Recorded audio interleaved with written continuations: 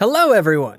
In ancient times, before the Egyptians and Romans built their cities, civilizations already existed on Earth. They had their villages and castles, their gods and religions, their wizards and warriors. The mighty barbarians lived in the north, passing down the secrets of steelmaking from generation to generation, and praying to the earth god Chrome. In one such village, Conan the Barbarian was born into a blacksmith's family. After surviving a brutal attack by raiders, he finds himself enslaved. For many years, he did not know what freedom was. But Conan is destined to accomplish incredible deeds and rise to become a powerful ruler.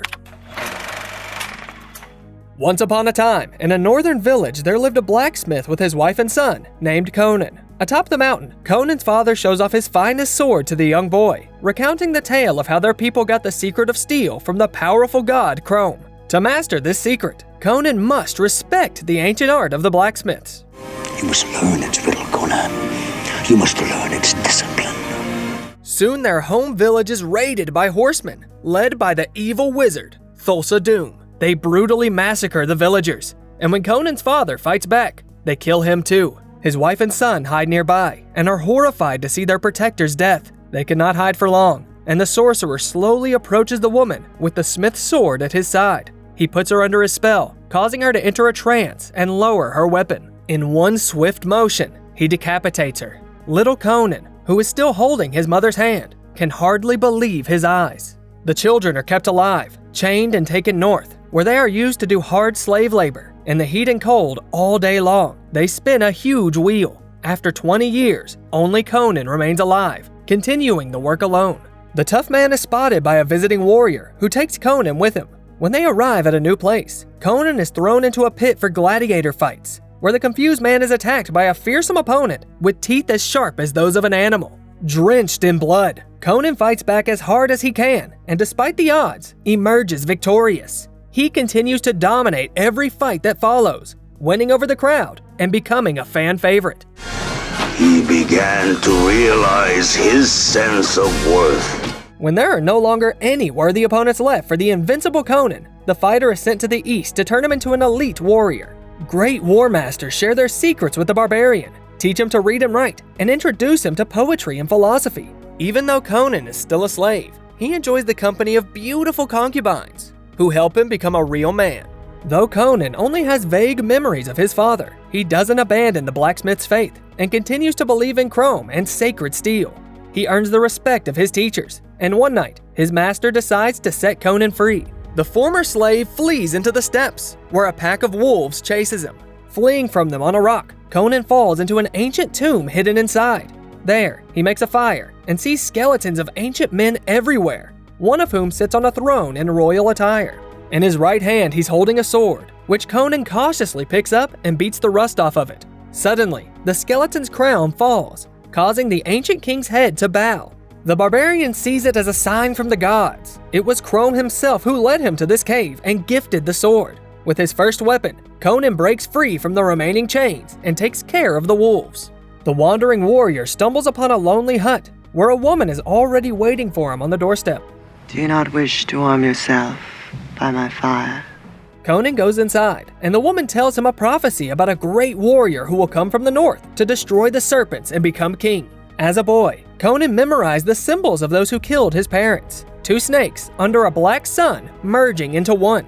The seer promises to tell him more if the man spends the night with her. Conan agrees, but in the process, the witch transforms into a demon with sharp teeth, which the man pushes straight into the fire. The spirit leaves her body and flies off into the woods with a sinister laugh. Conan continues his journey as he suddenly notices a man chained to a rock nearby, begging for food. I am Subutai, thief and archer.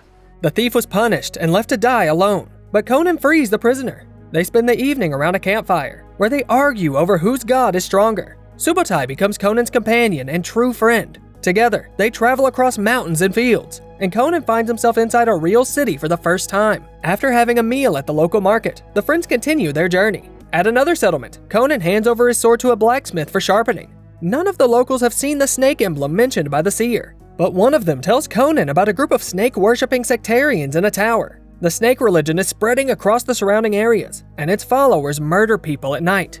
Conan and Subutai head for the tower, and on the way, the barbarian sees a camel. which he knocks out with a single blow just for fun. This draws too much attention, and Subodai notes that they should be more careful. The thief hopes to steal something of value from the tower, but as they get closer, the friends meet Valeria. She is holding a sword and a rope. She too was planning to sneak in. They decide to team up, and the group climbs the wall to the roof of the tower. There is a terrible stench coming from the well above, but it is the only way in.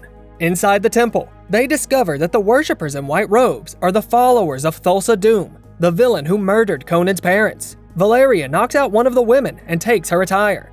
As the ceremony commences, Conan and Subodai venture to the lower level and stumble upon a massive serpent. They steal treasures, among which is a huge gem, the Eye of the Serpent. Conan fights the reptile and pierces its jaw, but the snake entangles his body and tries to strangle him. Subodai helps his friend by nailing the snake's head to the wall with his arrows, and the friends emerge victorious. While they were fighting, one of the young sectarians took off her robes and walked to the edge of the chasm to give herself up to be eaten by the serpent. She jumps down and screams when she discovers the corpse of the sacred animal. Panic ensues, in which Valeria helps her friends escape, preventing the guards from piercing them with arrows. The trio leaps from the roof into the water and then celebrates their victory in the tavern. Conan gives Valeria the Eye of the Serpent to demonstrate his affection. The feeling turns out to be mutual, and the two spend the night together. Conan crafts a pendant with the gem for her to wear around her neck. The companions enjoy life and riches without moderation. They let their guard down, and soon the king's soldiers take them by surprise. The trio is brought to the ruler Osric, but it turns out that he has no intention of punishing the thieves. Everywhere these evil towers. You alone have stood up to their god. The old king hates sectarians, plus his own daughter fell under the spell of Thulsa Doom and ran away to seek spiritual enlightenment from him. The worried father promises riches to the thieves and asks in return to bring the princess home. Valeria and Subodai are more than happy with the advance payment from the king and want to escape without dealing with the mad cultists. Valeria is in love with Conan and doesn't want to lose him, but the barbarian refuses to let the murderer of his parents go unpunished. Conan leaves alone while Valeria is sleeping, determined to bring the evil sorcerer to justice. He rides for many days, following pilgrims who wish to reach the Palace of Doom. Along the way, the barbarian rides past the remains of ancient civilizations and ruined cities until he stumbles upon a wizard's hut. I strike at you. I would summon a demon more ferocious than all in hell. The wizard tries to frighten the armed warrior, but the two quickly realize that they have no quarrel with each other. They talk at the fire for a long time about the ancient gods and titans. And in the morning, Conan leaves his sword and horse to the new acquaintance to blend in with the pilgrims on the road. Riding his camel, he gets into the cultist camp, where he steals the clothes from one of the priests and takes his place in the procession that heads towards the palace of Thulsa Doom. King Osric's daughter appears on the palace steps, followed by Doom himself, who begins his sermon.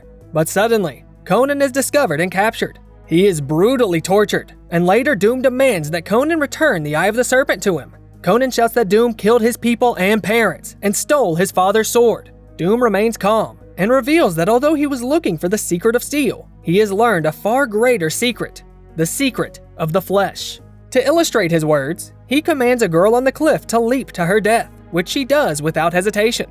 The sorcerer states that steel is nothing compared to the hand that wields it, and its power is limitless. Look at the strength of your body, the desire in your heart. I gave you this. After that, Conan is crucified on the Tree of Woe in the middle of the desert, without food or water, attacked by vultures. The warrior realizes his end is near, but as the sun rises, Subodai appears on the horizon and frees his friend. Valeria is also there, and together, they take the wounded Conan to the wizard's hut. They ask to heal the barbarian, but the wizard says that the ritual will exact a heavy toll. Valeria says she'll pay any price, and the wizard gets to work and protects Conan from the spirits of the underworld. His friends fiercely defend the barbarian's body against the messengers of death, and Conan comes back to life. Valeria vows that no god will separate her from the man she loves, and she will help him even from beyond the realm of the living.